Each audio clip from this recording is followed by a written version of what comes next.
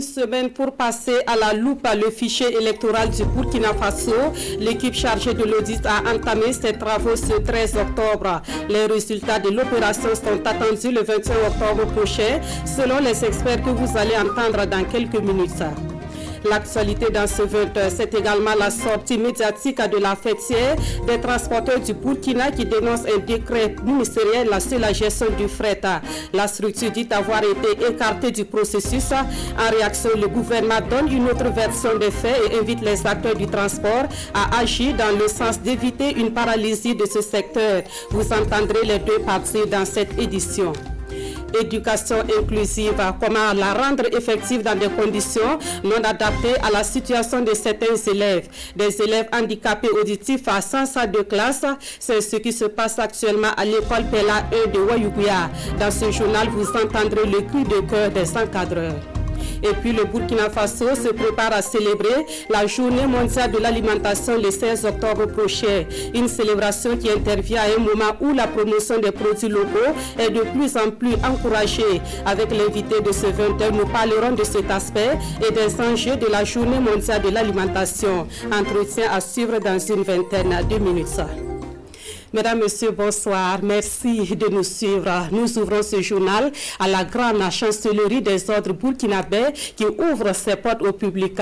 Si vous désirez mieux comprendre l'organisation et le fonctionnement de cette institution, faites-y un tour au quartier Ouaga 2000. Et cette opportunité vous est donnée jusqu'au 16 octobre prochain. Salifou Belem et Maxime Zongo. En s'ouvrant au grand public, la grande chancellerie entend mieux se faire connaître et surtout permettre à la population de mieux s'imprégner des valeurs que représentent les symboles de l'État, notamment le drapeau.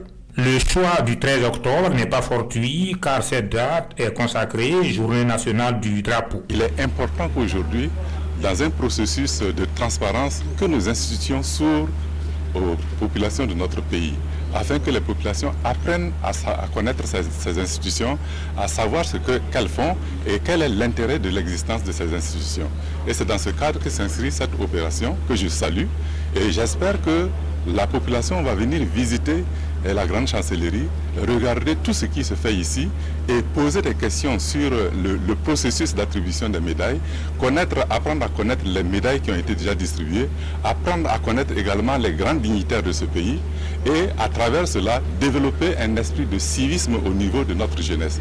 L'organisation de ces journées qui se déroulent du 13 au 16 octobre est une occasion pour présenter au grand public le cheminement et l'évolution de la grande chancellerie depuis sa création. Les présentes journées portes ouvertes dont le thème se résume au respect des symboles de l'État et au civisme, selon le grand chancelier, est un atout face à l'insécurité et au terrorisme.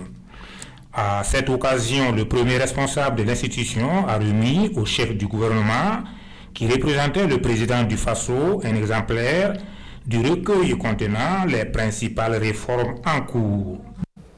Nous prenons la direction de l'Assemblée nationale. Le président Alassane Bala Sakandé a reçu le représentant spécial de l'ONU en Afrique de l'Ouest et une délégation de l'Assemblée parlementaire de la francophonie. Au menu des audiences à la réunion des parlementaires du G5 Sahel et les élections de novembre prochain. Ali Roubazini et Mariama Atamboura.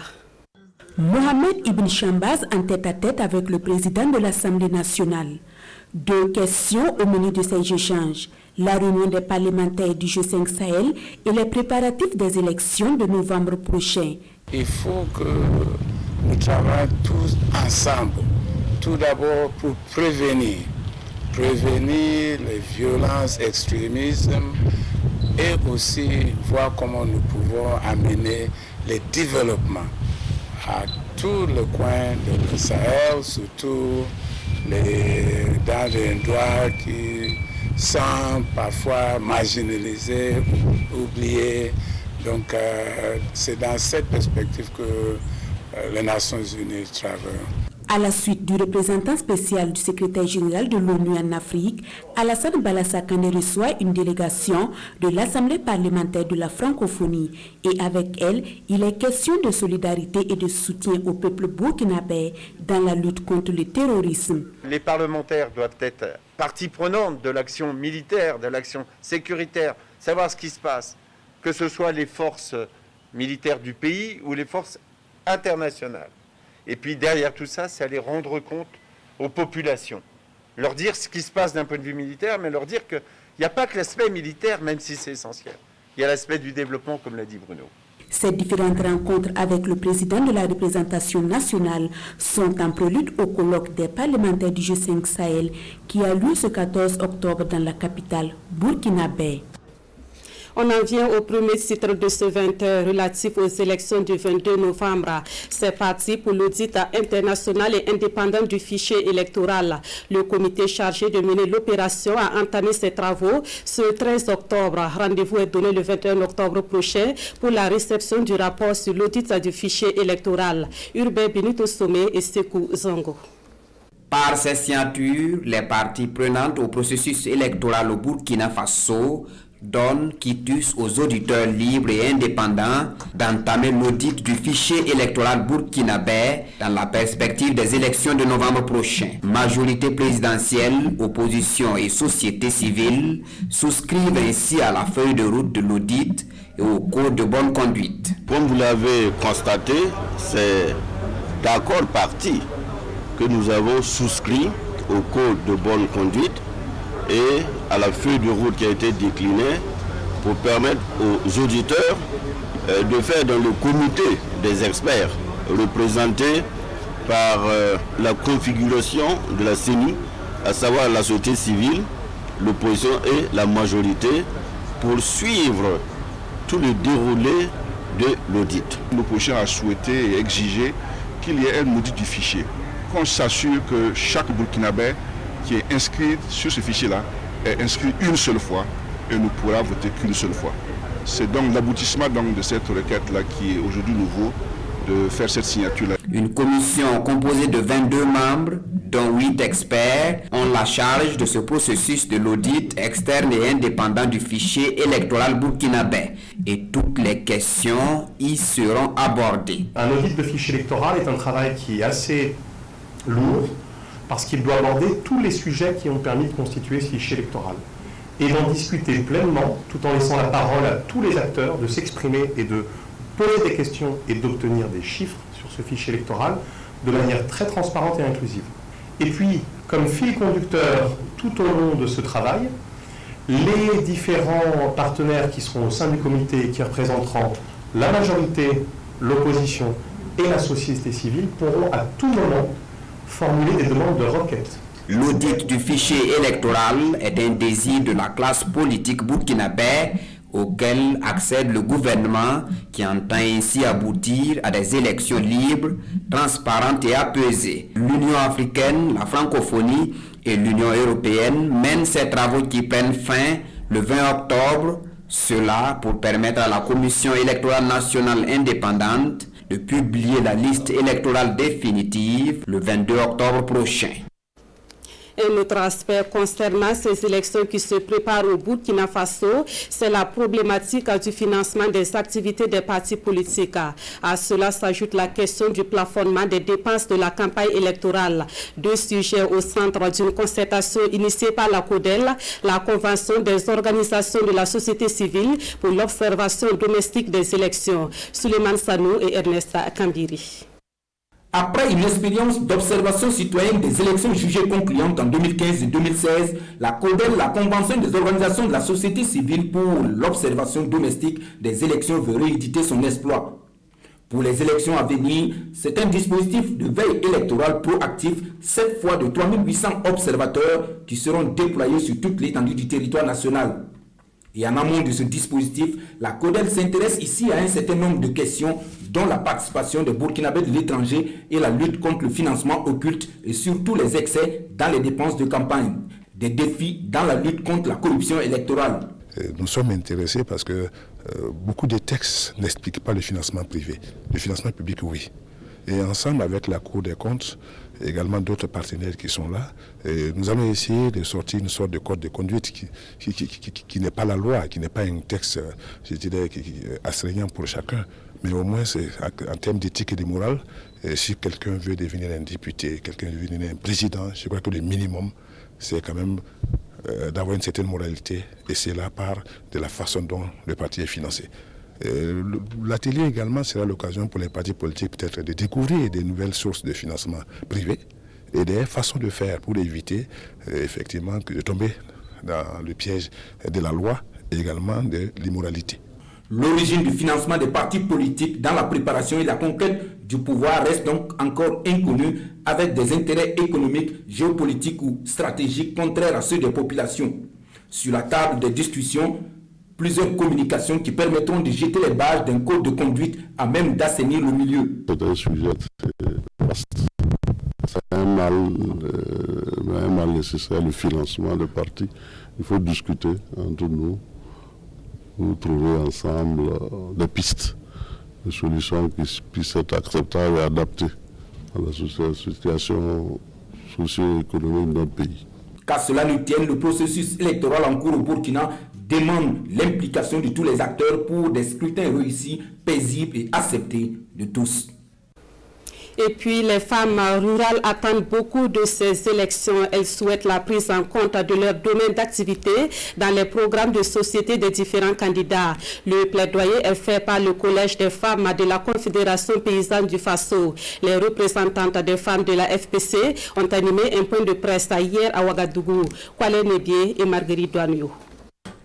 Accès sécurisé à la terre, au crédit, à la formation, soutien à la consommation des produits nationaux, représentation des femmes aux instances de décision, c'est là l'essentiel des 8 points de mesure que les femmes rurales du Burkina Faso souhaiteraient que les candidats aux élections législatives et présidentielles incluent dans leur programme.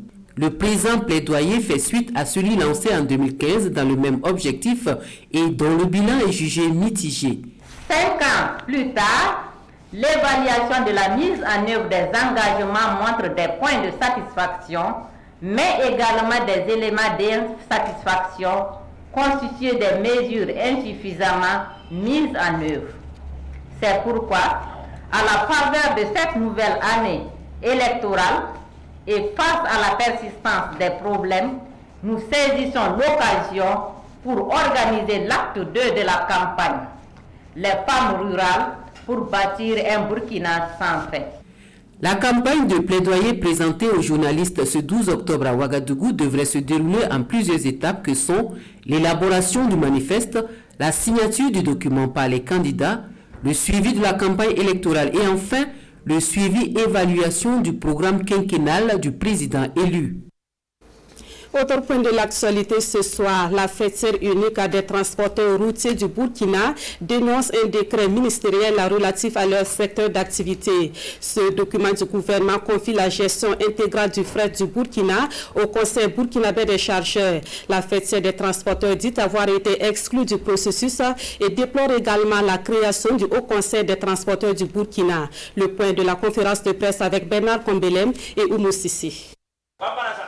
Le décret interministériel qui confie la gestion intégrale du fret du Burkina au Conseil burkinabé des chargeurs CBC, objet de désaccord entre le ministre en charge des transports et la fêtière unique des transporteurs routiers du Burkina.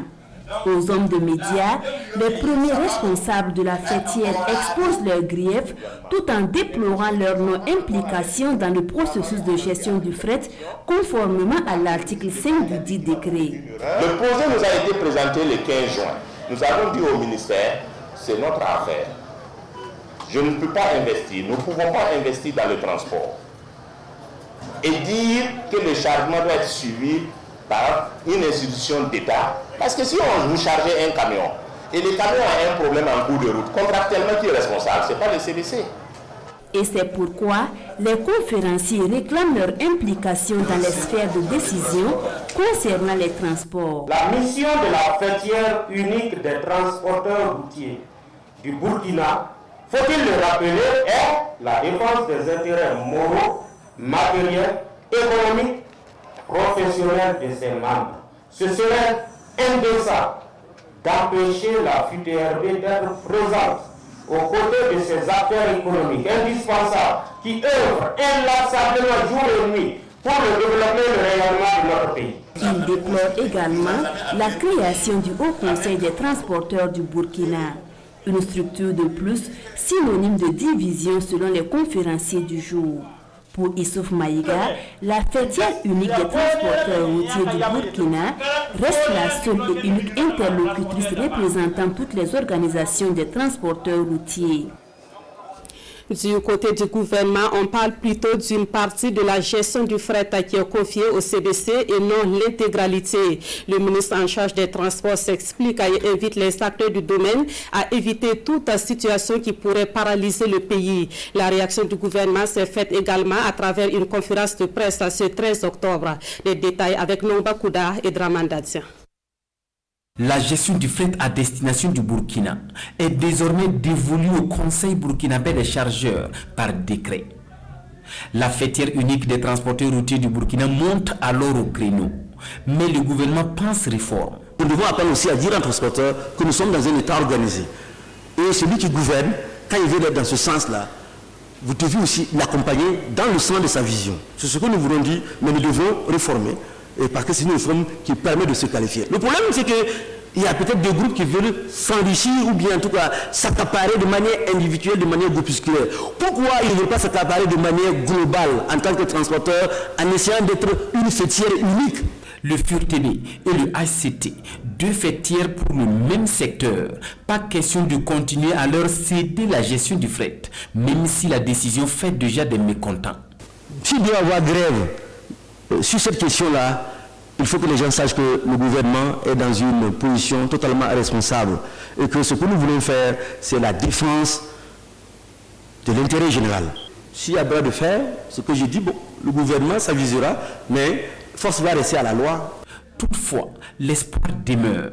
Le gouvernement se dit toujours ouvert au dialogue avec les acteurs du domaine des transports.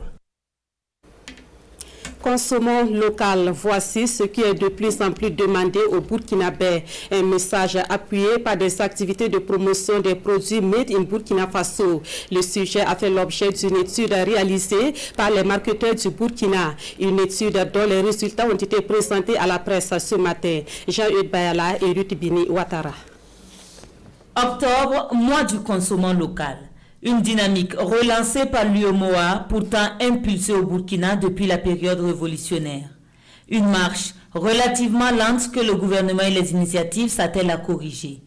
Et pour atteindre des objectifs en suscitant l'intérêt du consommateur, le Club des marketeurs du Burkina se positionne comme un partenaire privilégié du ministère du Commerce. Il y a le marketing qui intervient en amont et en aval. Donc depuis déjà tout ce qu'il y a comme recherche, tout ce qu'il y a comme prévision, jusqu'à à la vente, en passant donc par l'opérationnalisation donc de tout ce qui est pris comme décision stratégique.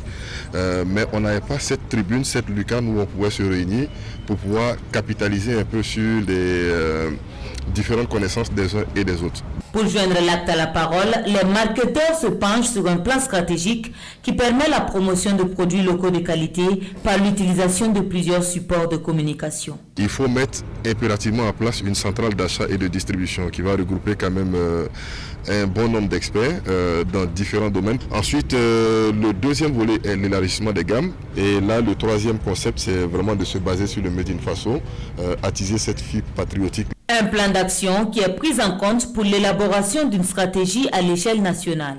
Nous allons dévoiler le Made in Burkina jeudi. Il ne va pas seulement être un label, il va être un label désormais qui va nous aider donc à faire avancer, à faire vivre dans les entreprises. Avec assurance, les différents acteurs promettent la réalité prochaine du Made in Burkina. Plusieurs actions se verront concrétisées avec notamment le port de tenues scolaires en pain tissé, la production de fils pour le tricot, 1000 produits burkinabés certifiés ou encore des t-shirts fabriqués au Burkina. Voilà un reportage qui nous introduit à la page entretien de ce journal. La journée mondiale de l'alimentation sera célébrée le 16 octobre prochain. Sur les enjeux de cette journée, nous recevons M. Issa Sorgo. Il est le secrétaire exécutif du Conseil national de sécurité alimentaire. Bonsoir M. Sorgo. Bonsoir chère madame. Alors déjà en rapport avec le reportage que nous venons de suivre ensemble, quelle sera la place des produits locaux à l'événement qui aura lieu à Didougou?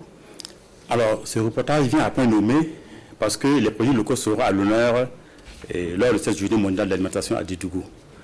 Il faut dire qu'à la matière, nos produits sont excellents.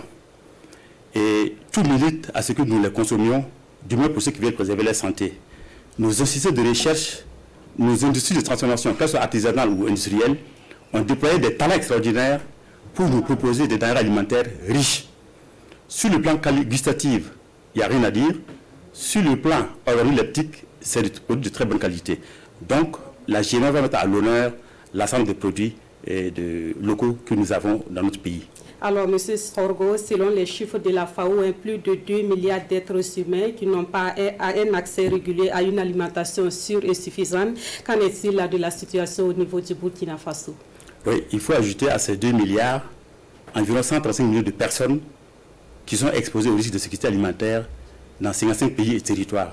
Alors, au Burkina Faso, cette année, nous avons dénombré à peu près 1 900 000 personnes vulnérables qui risquaient la sécurité alimentaire si rien n'était fait pour renforcer leur résilience.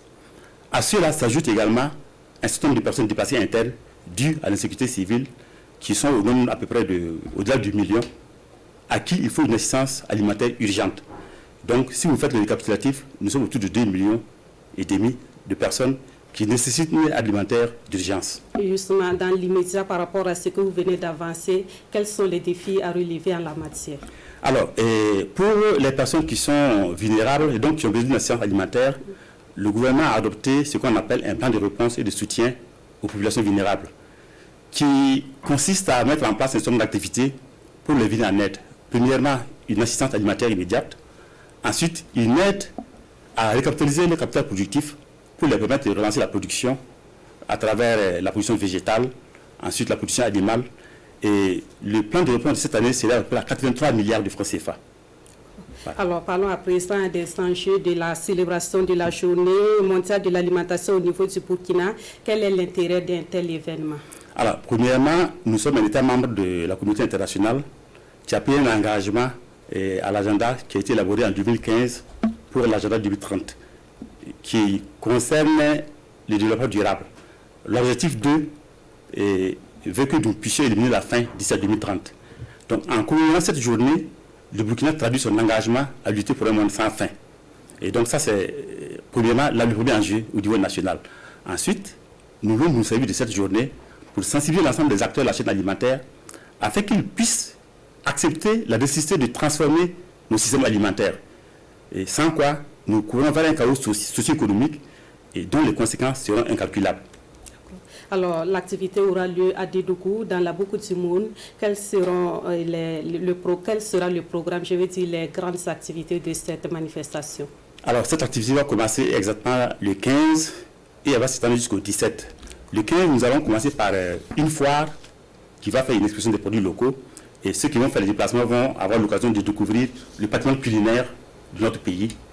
Et l'après-midi, nous allons faire un panel qui va essayer d'analyser les thèmes de cette année. Le thème, c'est cultiver, nourrir, préserver. Ensemble, agir pour l'avenir. Et donc, nous avons des panélistes qui vont travailler dans ce segment-là pour expliquer aux populations le contenu de cette thématique-là. Alors, le 16 va consacrer la cérémonie officielle même de la journée. Elle sera conçue d'allocutions diverses et le message du gouvernement qui sera livré par le ministre en charge de l'agriculture. Il faut préciser que c'est la FAO qui porte l'événement avec le ministère de l'Agriculture. Et nous allons faire cette cérémonie-là sous le parrainage du ministre en charge de l'Éducation nationale, qui est partie prenante pour l'alimentation, notamment dans le milieu scolaire. Et après, donc, cette cérémonie interviendra la visite de la foire et un repas communautaire. D'accord. Merci beaucoup. Merci, Monsieur Issa Sorgo, secrétaire exécutif du Conseil national de sécurité alimentaire. Merci d'être passé donc nous parler des enjeux de la Journée mondiale de l'alimentation, une journée célébrée le 16 octobre prochain au niveau du Burkina. Ça sera donc à Dédougou. Et nous poursuivons ce journal avec le Forum de la Poste et du commerce électronique qui s'est ouvert ce 13 octobre. Thème de ce forum, la contribution de la Poste à l'inclusion financière et au commerce électronique. Nous suivons l'ouverture des travaux avec Paul-David Bambara et Mounira Akeri. La rencontre se tient en virtuel et en présentiel et les participants sont du Burkina et de plusieurs pays de la sous-région. Le premier forum national de la poste et du commerce électronique ouvre ses portes sous le thème de la contribution de la poste à l'inclusion financière et au commerce électronique. Une convergence d'idées et d'expériences qui vise à permettre à la poste de faire face aux opportunités qu'offre le marché numérique. La poste a développé des services innovants et ces services doivent être connus. C'est pour ça ce premier forum. Et avec vous, les amis de la presse, c'est pour faire en sorte que la population connaisse ces produits et que ces produits soient utilisés. La Poste entend se placer en pole position sur le marché électronique en offrant des services innovants au profit de la population. Nous avons développé également une plateforme que nous appelons IDOC qui permet aux populations et aux acteurs de l'administration de pouvoir commander des documents en ligne, notamment des documents d'état civil. Quelqu'un qui est né à Logobou peut rester chez lui à la maison par un clic, demander des extraits d'actes de naissance et la Poste va se charger de faire établir ces actes et de les livrer à l'intéressé à domicile. Panel, émission radio-télévisée, espace de rencontre B2B, exposition de matériel postal sont autant d'activités au menu de ce premier forum. Objectif, dynamiser le secteur postal et promouvoir ses services et ses produits. Dans l'actualité également, la nation burkinabé traduit sa reconnaissance au président de la BOAD, la Banque ouest-africaine de développement. L'homme qui est en fait de mission au Burkina Faso est fait grand officier de l'ordre de l'étalon. La cérémonie de décoration est intervenue hier à Ouagadougou. Occasion pour le ministre en charge de l'économie de situer la contribution de la BOAD au développement du Burkina. Kwale Nebié et Vincent Tiendrebego. Une médaille de grand officier de l'ordre de l'étalon pour Christian Adovelandé, président de la Banque ouest-africaine de développement, à la retraite. La nation burkinabé est ainsi reconnaissante à celui-là qui aura passé 9 ans au service de l'investissement du Burkina Faso à travers la BOAD. C'est un sentiment, comme vous venez de le dire, de fierté et en même temps de reconnaissance. Reconnaissance du travail qui a été accompli, reconnaissance de tous nos efforts, l'effort de tout le monde, et à commencer par le personnel de la BOAD. Le Burkina Faso bénéficie de l'accompagnement de la BOAD dans plusieurs secteurs de développement. Et au-delà de la personne de Christian Adovelandé, ce sont les efforts de l'institution bancaire sous-régionale qui sont ici salués. Nous sommes jusqu'à 161 projets aujourd'hui qui ont été financés avec la BOAD. Nous sommes à plus de 611 milliards de francs CFA qui ont été financés par la BOAD. Donc vous conviendrez avec moi que cela est véritablement très important. Et nous prenons dans tous les volets, que ce soit les infrastructures, que ce soit l'agriculture, que ce soit l'eau, que ce soit sur la finance inclusive comme nous l'avons parlé, ou le soutien aux collectivités territoriales.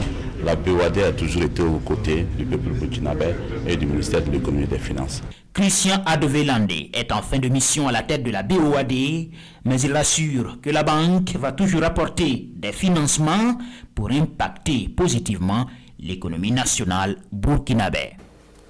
Justement, un financement de la BOAD sera certainement le bienvenu pour résoudre un problème qui se pose actuellement à l'école Pella 1 de Wayuguya. Une rentrée des classes sans salle de classe, c'est ainsi que l'on peut résumer la situation que vivent les élèves handicapés auditifs et les encadreurs de cette école. Le bâtiment qui leur servait de salle de classe a cédé sous les eaux de pluie et la solution se fait toujours attendre. Constat avec Irénée Kabouré et Karim Bichenga.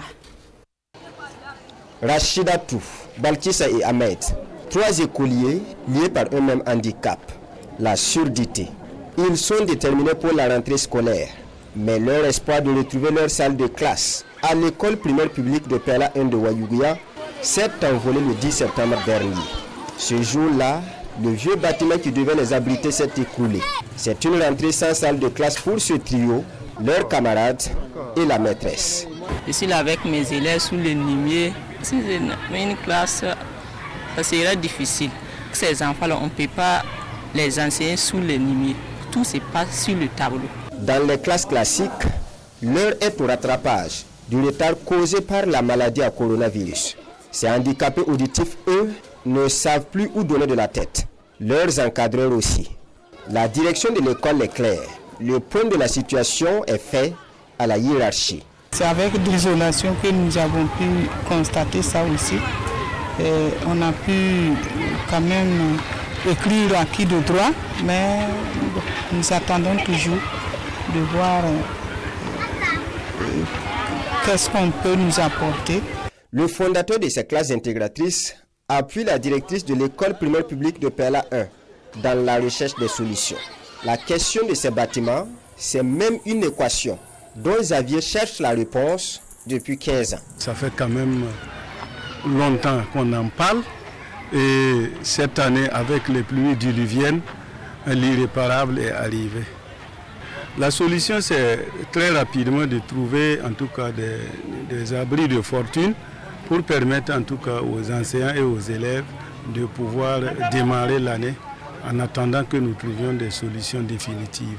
Des abris de fortune pour sauver l'année scolaire de ces enfants victimes de déficiences auditives. Voilà la seule solution qui se dégage pour des classes pour sourds ouvertes depuis 2004. En attendant, il leur reste ces 2 bâtiments vétustes pour 5 promotions. Voilà, le message est donc passé à qui de droit. En sport, nous revenons ce soir sur la victoire des étalons sur l'équipe malgache. Les Burkinabés remportent le match international amical par le score de 2-1. Un match qui s'est joué hier à El Jadida au Maroc, d'où nous retrouvons nos envoyés spéciaux Gérard Sommet et Victorien Marienne.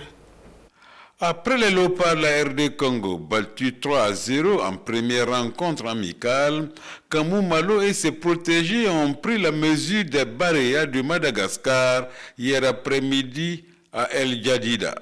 Burkina Faso contre Madagascar en football était une grande première et les 22 acteurs ne sont pas entrés dans l'histoire à reculons. Bertrand Traoré et ses coéquipiers étaient face à des Malgaches qui ont écrit leur conte de fées à la CAN 2019. Et il y a eu match. Contre le cours du jeu, l'homme d'Aston Villa, capitaine encore une fois, ouvre le score à la 33e minute. Ceci était suffisant pour irriter les obus de Madagascar gonflés à bloc. Ils obtiennent l'égalisation sur 30 formations d'un penalty par Marco Ilaï. Un but partout à la pause. En deuxième partie, la qualité du jeu est montée d'un cran. Les étalons savent maintenant que les obus sont capables de tout. Et c'est Eric Traoré qui porte le score à 2-1 pour les étalons, score final d'un amical qui aura tenu toutes ses promesses. Le but, l'objectif, c'était de se préparer lors de ces 2 matchs amicaux pour pouvoir répondre présent en novembre face au Malawi. Mais je pense qu'on l'a su bien le faire. Maintenant, j'invite les uns les autres à bien rentrer dans leur club, à bien travailler et revenir en pleine forme pour ces 2 matchs-là. J'ai vu que les garçons, bien que jeunes, en tout cas, sont passés maîtres dans la gestion, en tout cas, des résultats. Et ça, c'est à saluer. C'est un esprit de groupe. Alors donc, ça nous conforte, en tout cas, dans notre option. En d'autres termes, la bonne tenue des étalons à la double confrontation au mois de novembre contre le Malawi sera synonyme de qualification avant date. Et c'est la fin de ce 20h. Merci à vous qui l'avez suivi. À l'édition de 23h, vous serez en compagnie de Amandine Lalsaga à la présentation. Merci de votre fidélité à la RTV.